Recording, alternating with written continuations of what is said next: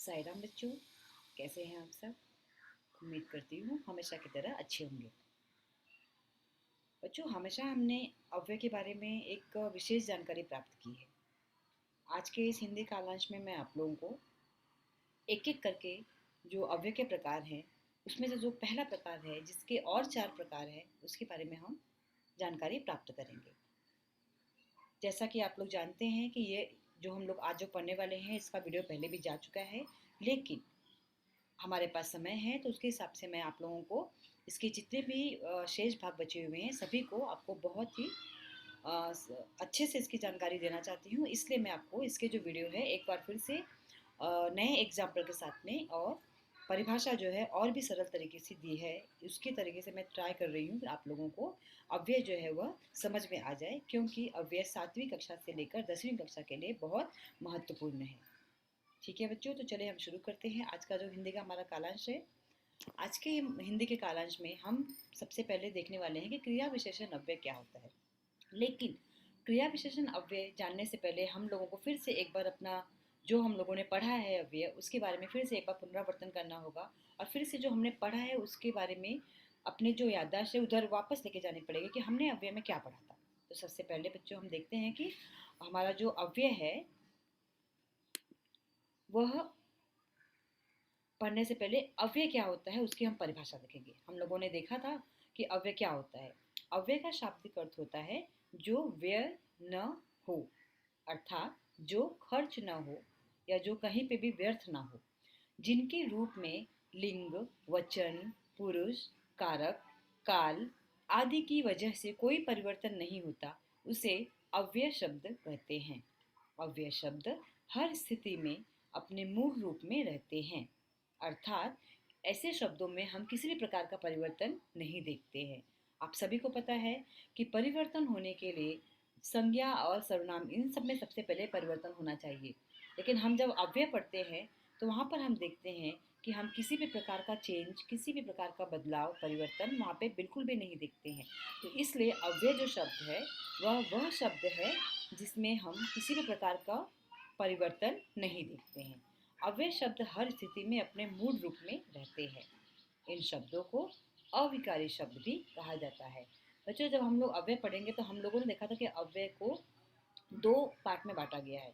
विकारी जो अव्यय नहीं होता है, अविकारी का अर्थात होता है अव्यय। अव्यय के फिर जितने भी पार्ट्स होते हैं आप लोगों ने पढ़े रहेंगे भाग, क्रिया विशेषण अव्यय, संबंध बोधक अव्यय, समुच्चय बोधक अव्यय, विस्मयादि बोधक अव्यय, वो सब आपके अविकारी में आ जाएंगे। बाकी जो आपका बचता है संज्ञा, सर्वनाम, विशेषण, क्रिया, वह आपका विकारी में जाता है। तो यहाँ पर हम क्या पढ़ने वाले हैं कि अव्यय क्या होता है, और इसमें भी आज के इस वीडियो में हम पढ़ेंगे कि विशेष स्तर हम क्रिया विशेषण अव्यय किससे करते हैं। ठीक है, तो चलिए हम शुरू करते हैं कि क्रिया विशेषण अव्यय किसे कहते हैं। उससे पहले हमने देखा कि अव्यय किसे कहते हैं, उसकी परिभाषा हम लोगों ने देखी है।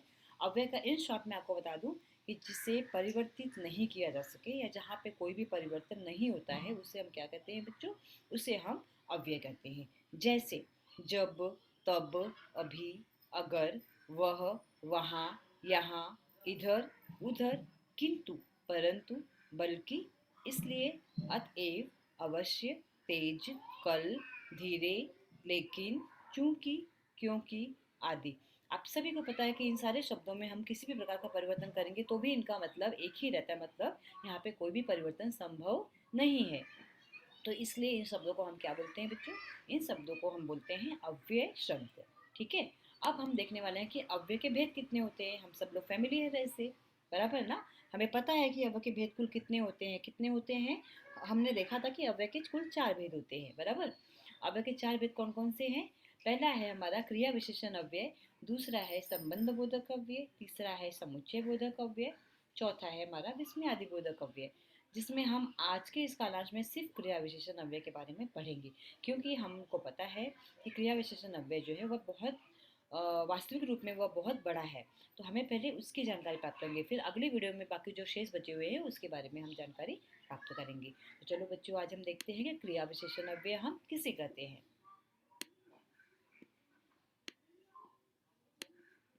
देखते हैं हम लोग बच्चों, क्रिया विशेषण अव्यय, जिन शब्दों से क्रिया की विशेषता का पता चलता है उसे क्रिया विशेषण अव्यय कहते हैं। जैसा कि नाम से ही आपको पता चल रहा है, क्रिया की विशेषता, क्रिया विशेषण अव्यय अर्थात जहाँ पे हमें क्रिया की विशेषता का पता चलता है, अनुमान लगता है, उससे हम क्या करते हैं?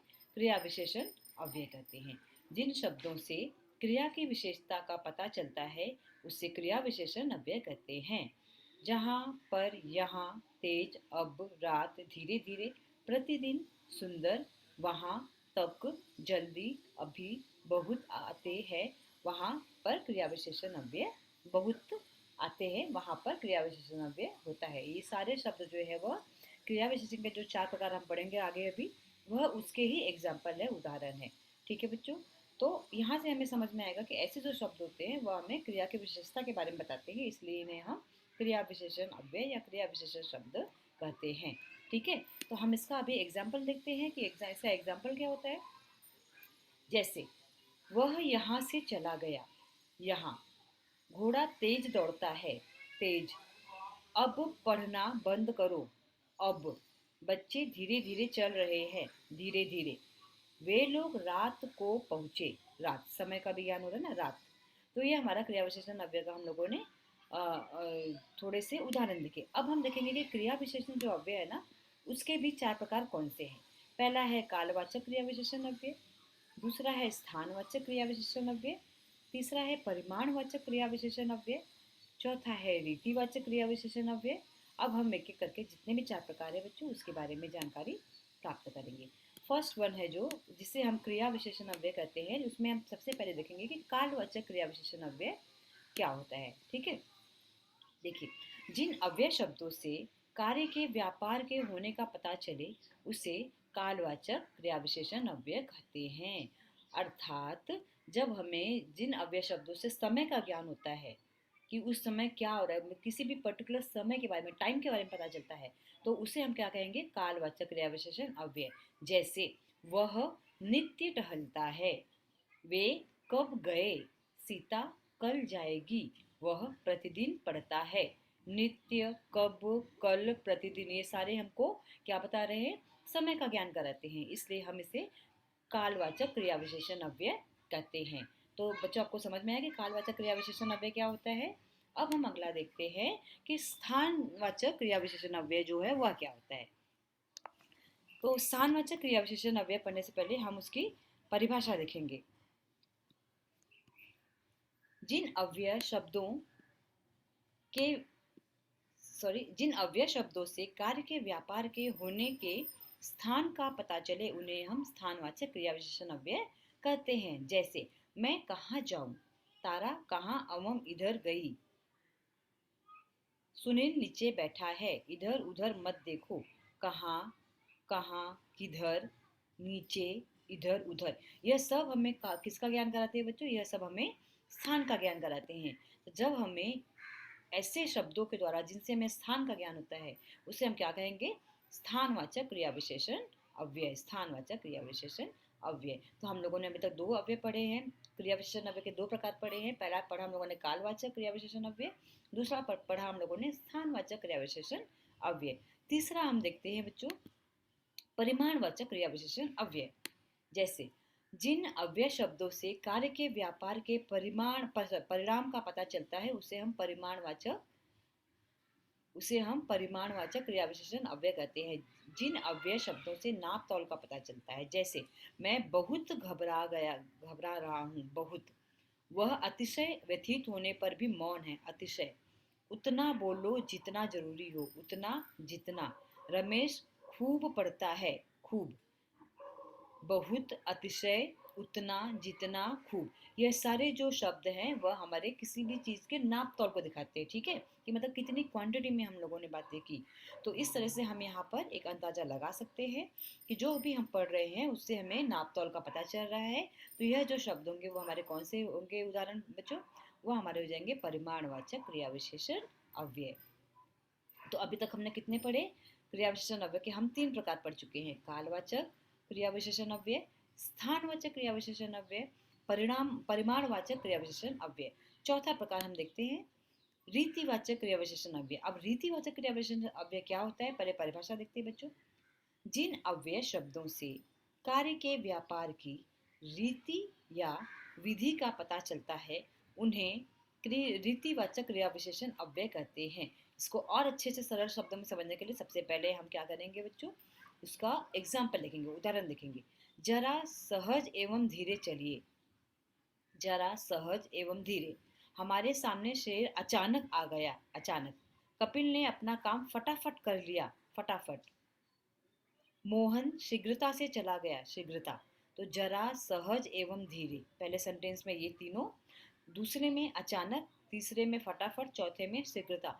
मतलब जो भी कार्य हो रहा है उसका तरीका क्या है, उसकी रीति क्या है, तो उसे हम क्या कहते हैं, ऐसे शब्दों को हम कहते हैं रीतिवाचक क्रिया विशेषण अव्यय।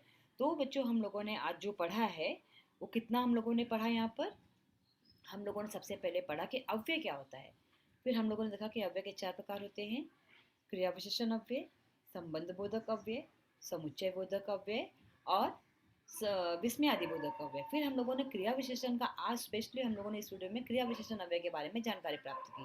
क्रिया विशेषण अव्यय क्या होता है, उसके कुछ उदाहरण हम लोगों ने देखे, और फिर क्रिया विशेषण अव्यय के 4 जो और भाग होते हैं उसके बारे में हम लोगों ने जानकारी। कौन से वो 4 भाग होते हैं, पहला देखा था हम लोगों ने कालवाचक क्रिया विशेषण अव्यय, स्थानवाचक क्रिया विशेषण अव्यय, परिमाणवाचक क्रिया विशेषण अव्यय, और चौथा हम लोगों ने देखा रीतिवाचक क्रिया विशेषण अव्यय। जो पहला था कालवाचक, उसमें हमने देखा था कि जब हमें किसी भी समय का पता चले तो वह होता है आपका कालवाचक क्रिया विशेषण अव्यय। जब हमें स्थान का पता चलता है, जगह का पता चलता है, तो वह हमारा होता है स्थानवाचक क्रिया विशेषण अव्यय। तीसरा हम लोगों ने देखा बच्चों कि जो हमारा होता है परिमाण, जब हमें किसी भी चीज़ या किसी भी संबंधी जो भी हम पढ़ रहे हैं उसके बारे में, जब हमें उसके नाप तौल के बारे में पता चलता है तो उसे हम क्या कहते हैं, परिमाणवाचक क्रिया विशेषण अव्यय। रीतिवाचक में हम लोगों ने देखा कि जो भी कार्य किया जा रहा है उसका तरीका क्या है, किस तरह से वह किया गया, तो वह आपका हो जाएगा रीतिवाचक क्रिया विशेषण अव्यय। तो आज के हमने जो ये वीडियो देखा है उसमें हम लोगों ने क्या क्या पढ़े हैं, पूरी तरह से अव्यय के बारे में जानकारी प्राप्त की जो कि हम पहले देख चुके हैं। लेकिन फिर भी बच्चों को अव्यय में बहुत सारे कन्फ्यूजन होते हैं, इसलिए मैंने सोचा कि एक बार फिर से एक सेपरेट वीडियो में आपको बनाऊं और हर एक पार्ट का अलग अलग वीडियो बनाऊं, जिससे आपको अव्यय जो है वह लंबे समय तक याद रहे। तो उम्मीद करती हूँ कि आज जो हम लोगों ने पढ़ा है अव्यय, उसमें जो हमने पहला प्रकार पढ़ा है क्रिया विशेषण अव्यय, जिसके हम 4 प्रकार और पढ़ चुके हैं, वह चारों प्रकार आपको बहुत ही अच्छे से समझ में आया होगा। तो यहाँ पे जो हम लोगों ने पढ़ा है, और अगली बार जब मैं आपको पढ़ाऊंगी तो हो सकता है कि मैं उसमें आपको संबंध, समुच्चय और विस्मय आदि बोधक तीनों साथ में ले लूँ, या हो सकता है कि एक एक करके ही मैं आपको पढ़ाऊँ। लेकिन आपको जब ये एग्जाम में आता है तो आपको एग्जाम में याद रखना है कि किस तरह से पूछा जाएगा। अभी जो आपको ऑनलाइन एग्जाम हो रहा है उसमें हमें ज़्यादा सोचने की जरूरत नहीं, क्योंकि हमको ऑप्शन के साथ में है तो बहुत ईजी पड़ जाता है आप लोगों को। लेकिन हमेशा ऑनलाइन नहीं होगा, आगे चल के जब हम स्कूल में मिलेंगे, हमारा पेपर होगा, तो उस टाइम आपको किस तरह से आएगा अव्यय, 2 प्रकार से आएगा। 8वीं से 10वीं कक्षा के लिए स्पेशली मैं बता रही हूँ पहले। 7वीं कक्षा के लिए तो आपको शब्द आएंगे और पहचानना रहेगा कि अव्यय का कौन सा प्रकार है। लेकिन 8वीं से 10वीं कक्षा के लिए 2 प्रकार से आ सकता है। पहला प्रकार होगा कि आपको शब्द दिए रहेंगे, बोला जाएगा कि नीचे दिए गए शब्दों का, अव्यय शब्दों का वाक्य में प्रयोग कीजिए।